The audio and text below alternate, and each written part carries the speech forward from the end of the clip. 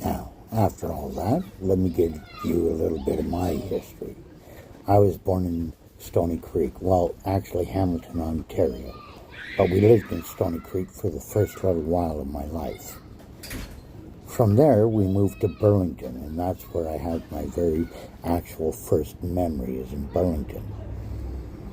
That's where my dad and my mom separated. Apparently, my dad was an alcoholic wife-beater when he got drunk.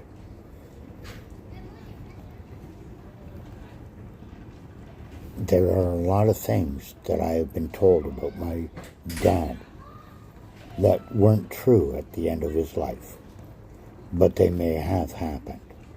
But I've only got one side of the story, except for the questions that my dad answered when I was living with him in Nova Scotia. Oh, and in Terrace Bay, Ontario. And if you don't know where that is, look it up on the map. Start at the northern tip of Lake Superior. All right?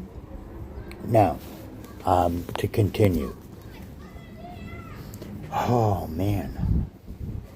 I didn't think this was going to be so hard, but, I'm pouring myself out here just for my kids.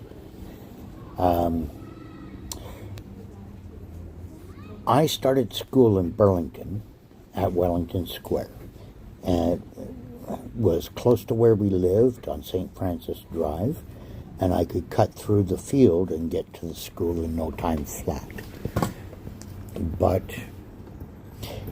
it's also the time where my mom and dad split, and that's when I started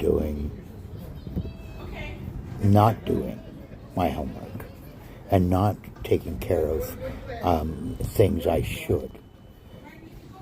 I failed grade 2, in Burlington, and wound up doing it again.